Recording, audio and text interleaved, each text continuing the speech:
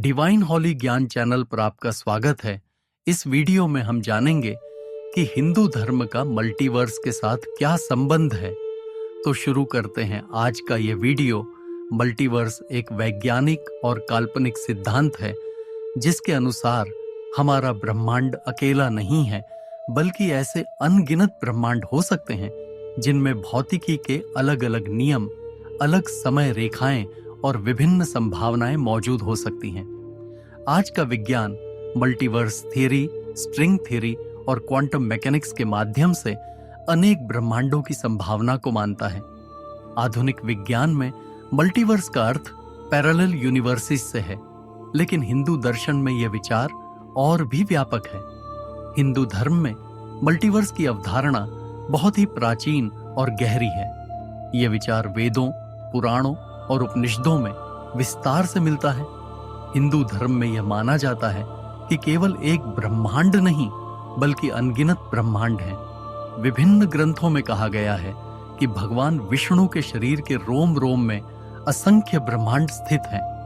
भगवद गीता के अध्याय 11 में जब अर्जुन ने श्री कृष्ण से उनका वास्तविक स्वरूप दिखाने की प्रार्थना की, तो श्री कृष्ण ने उन्हें विराट रूप दिखाया जिसमें अनगिनत ब्रह्मांड समाहित थे।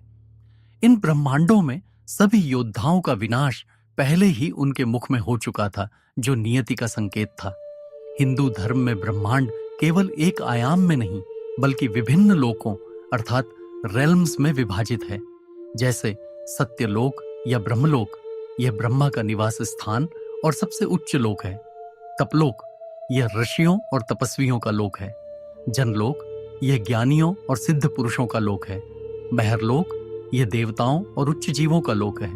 स्वर्गलोक, यह इंद्र का लोक जहां पुण्य आत्माएं निवास करती हैं। भोरलोक, यह मृत्युलोक और स्वर्गलोक के बीच का स्थान है। पृथ्वीलोक या मृत्युलोक, यह मनुष्यों और अन्य जीवों का लोक है। अतल लोक, यह असुरों और दानवों का लोक है। वितल लोक, यह तांत्रिक शक्तियों और यक्षों का लोक है। सुतल लोक, यह बलि महाराज का लोक जहां दैत्य निवास करते हैं। रसातल लोक, यह नागों और राक्षसों का निवास स्थान है। तलातल लोक, यह मायावी राक्षसों और असुरों का लोक है। महातल लोक, यह नागलोक है जहां विशालकाय नाग रहते हैं। और अंत में पाताल लोक, यह सबसे निचला लोक है जहां भयंकर राक्षस और सर्प रहते हैं। ये लोक विभिन्न ऊर्जा स्तरों अर्थात एनर्जी प्लेन्स पर स्थित हैं और इन लोकों में जीवों की विभिन्न अवस्थाएं होती हैं। आधुनिक विज्ञान में डिमेंशंस का जो विचार है वह इन लोकों से मिलता जुलता है। अब समझते हैं समय चक्र के बारे में।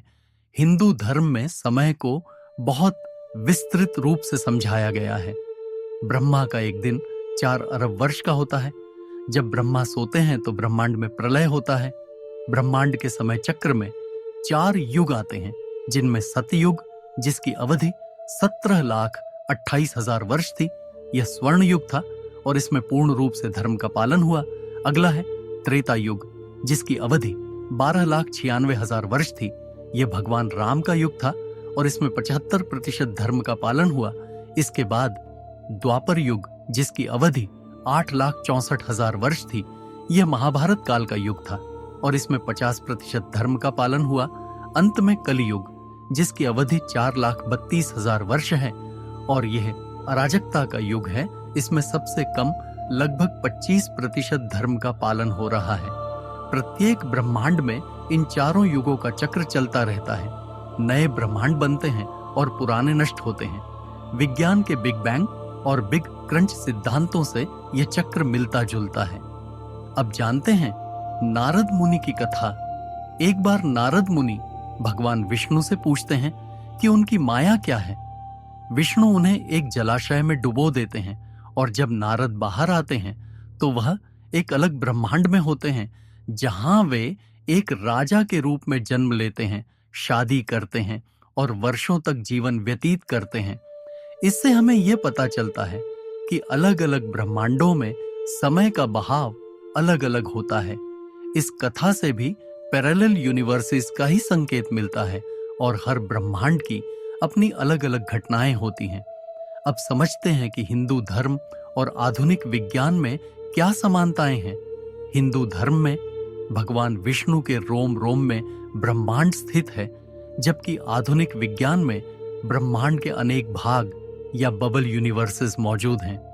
हिंदू धर्म में ब्रह्मा के श्वास के साथ ब्रह्मांड का निर्माण हुआ है, जबकि आधुनिक विज्ञान में बिग बैंग सिद्धांत द्वारा ब्रह्मांड के निर्माण को माना जाता है।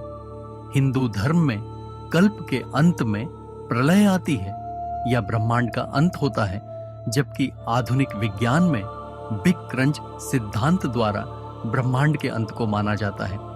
हिंदू धर्म में 14 लोकों के बारे में बताया गया है, जबकि आधुनिक विज्ञान में स्ट्रिंग थ्योरी के मुताबिक 11 आयामों के बारे में बताया गया है। ये था हिंदू धर्म और मल्टीवर्स का संबंध। किसी अन्य वीडियो में हम मल्टीवर्स का दूसरे धर्मों से संबंध के बारे में जानेंगे। अगर आपको ये वीडियो पसंद आया हो तो वीडियो को लाइक करें और इस चैनल को सब्सक्राइब करें, जिससे भविष्य में आपको इसी प्रकार की रोचक जानकारियां मिलती रहे।